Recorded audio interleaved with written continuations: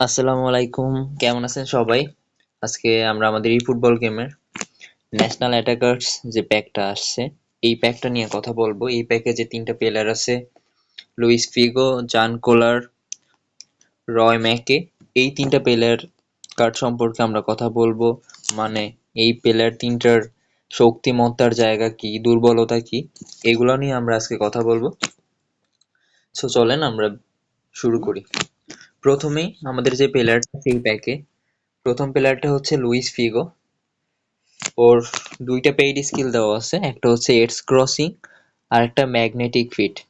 এই স্কিল দুইটার কাজ কি, আমরা যদি একটা একটা দিয়ে শুরু করি। প্রথমেই ম্যাগনেটিক ফিট স্কিলটার কাজ হচ্ছে, প্লেয়ার যখন বল নিয়ে সামনের দিকে রান মেক করবে, তখন বল প্লেয়ারটার একদম পায়ের সাথে লেগে থাকবে।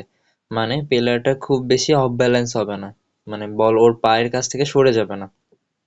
এটা হচ্ছে এই ম্যাগনেটিক ফিট স্কিলটার কাজ। এরপরে আরেকটি স্কিল দেখেন দেওয়া আছে, এডস ক্রসিং। আপনারা যারা ভালো ক্রসিং করতে পারেন তাদের জন্য এই স্কিলটা ভালো হবে। মানে ওরে দিয়া যখন আপনি ক্রসিং করবেন তখন ক্রসিংটা খুব নিখুঁত হবে। এটা হচ্ছে এডস ক্রসিং এর কাজ। আচ্ছা, আমরা যদি এরপরে এই প্লেয়ারটার একটু ভিতরে যাই, দেখেন ওর হাইট দেওয়া আছে 180 সেন্টিমিটার, মোটামুটি ভালো হাইট। এরপরে আমরা যদি ওর ইন গেম পারফরমেন্স, মানে গেমের মধ্যে আসলে এই প্লেয়ারটা কিরকম, এটা নিয়ে যদি বলি, তাহলে ওর হাইট কিন্তু 180, মানে ভালো একটা হাইট আছে। এই হাইট নেওয়া সত্ত্বেও ও ভালো ড্রিবলিং এবং বল কন্ট্রোল করতে পারে। হাইট যাদের কম থাকে, যে সমস্ত প্লেয়ারের, আপনি দেখবেন ওরে দিয়ে ভালো ড্রিবলিং করানো যায় বা বল কন্ট্রোল ওই প্লেয়ারটার ভালো থাকে। কিন্তু এই প্লেয়ারটা 180 সেন্টিমিটার লম্বা হওয়ার পরেও এর এই বৈশিষ্ট্যগুলো আছে। আচ্ছা, এরপরে যদি আমরা একটু ভিতরে দেখি, এটা দেখেন প্লে স্টাইল দেওয়া আছে ক্রস স্পেশালিস্ট। মানে ও মূলত ক্রসিংটাই ওর মেইন শক্তি। তারপরে যদি আপনি দেখেন ওভারঅল রেটিং এখানে দেওয়া আছে, যদিও এটা অ্যাকচুয়াল স্টার্স না। আপনি যদি এই কার্ডটা পান তাহলে ট্রেনিং করার পরে আপনি এর অ্যাকচুয়াল স্টার্স বুঝতে পারবেন। কিন্তু আমরা যদি বলি এর ম্যাক্স রেটিং যেহেতু 102 দেওয়া আছে আমাদের কার্ডের উপরে, তো আপনি এটা 107 পর্যন্ত যাবে বুস্টার অ্যাড করার পরে। আমরা যদি ওর এডিশনাল স্কিলগুলো দেখি, তাহলে দেখেন double touch, sole control, magnetic feet, long range curler, on time shot, throw passing, pinpoint crossing, edged crossing, outside curler. খুবই ভালো, কার্ডটা ভালো আছে।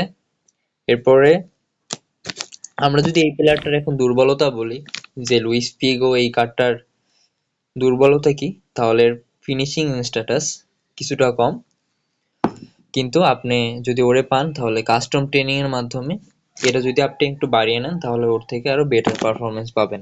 আচ্ছা, এরপরে আমরা কথা বলবো আমাদের যে সেকেন্ড প্লেয়ারটা আছে, জান কোলার। এই প্লেয়ারটাকে নিয়ে ওরও দুইটা পেইড স্কিল দেওয়া আছে, একটা হচ্ছে বুলেট হেডার এবং উইল পাওয়ার। কোলারকে আমাদের গেমের অন্যতম ইউনিক প্লেয়ার বলা হয়। বিশেষ করে আপনি যদি একটু ভিতরে যান তাহলে দেখেন ওর হাইট কত। ওর হাইট হচ্ছে 202, মানে 202 সেন্টিমিটার। এটা অনেক বেশি হাইট। গেমের অন্যান্য প্লেয়ারদের তুলনায় এরকম হাইট পাওয়া খুব দুষ্কর গেমে। ও খুবই ভালো হাইটের একটা প্লেয়ার, এবং এই হাইটের জন্য আপনি যে অ্যাডভান্টেজ পাবেন ওর থেকে সেটা হচ্ছে হেডিং। ওর হেডিং খুবই জোস, মারাত্মক হেডিং করে, এবং ওকে বক্সের মধ্যে মার্ক করে রাখা প্রায় অসম্ভব যখন আপনি ক্রসিং করবেন। যারা ভালো ক্রসিং করতে পারেন তাদের জন্য একজন বুলেট হেডার খুব দরকার তাদের টিমে।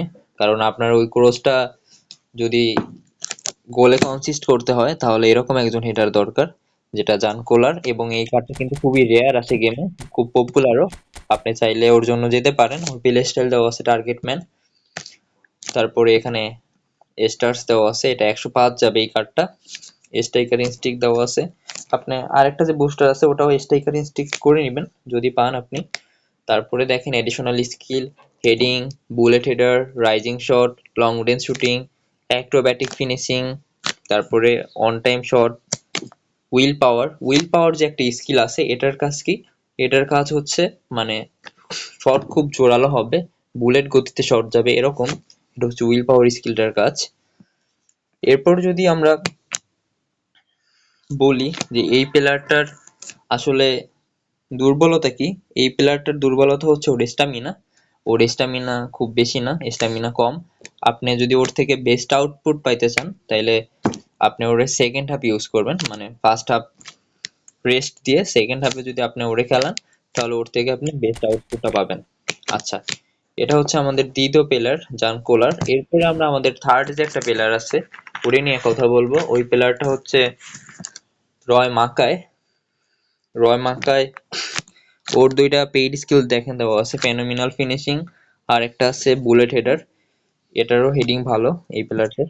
ফেনোমিনাল ফিনিশিং স্কিলটার কাজ হচ্ছে আপনি যে কোনো আনইভেন পজিশন থেকে ওকে দিয়ে গোল করতে পারবেন, মানে প্লেয়ারটা যদি অফ ব্যালেন্স হয়ে যায় তাও ও শট করে গোল করে এনে দিতে পারবে আপনাকে।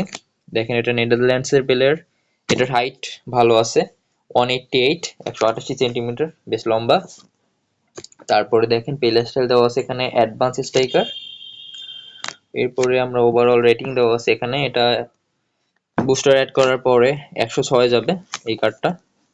আপনি ওর অ্যাডিশনাল স্কিলগুলো যদি দেখেন তাহলে দেখেন হেডিং দেওয়া আছে bullet header, long range curler, তারপরে long range shooting, acrobatic finishing, phenomenal finishing, on time on touch পাঁচ, আউটসাইড কালার, ফাইটিং স্পিড মোটামুটি ভালো আছে। এই কার্ডটাও ভালো, বক্সের তিনটা কার্ডই ভালো, আপনি চাইলে এই বক্স স্পিন করতে পারেন। আমরা যদি এই প্লেয়ারটার র ম্যাকে ওর একটু দুর্বলতা বলি তাহলে ওর দুর্বলতা হচ্ছে সেন্টার ফরওয়ার্ড হিসেবে ওর পেস বা গতি কিছুটা কম, এটা হচ্ছে একটু দুর্বলতা এই প্লেয়ারটার। তো এই ছিল আমাদের এই ন্যাশনাল অ্যাটাকার স্প্যাকটা নিয়ে আলোচনা। আপনার যদি আমাদের আলোচনা ভালো লাগে, আপনি যদি উপকৃত হন এর মাধ্যমে, তাইলে আপনি সাবস্ক্রাইব করে দিন। সো এতটুকুই, আল্লাহ হাফেজ, ভালো থাকেন।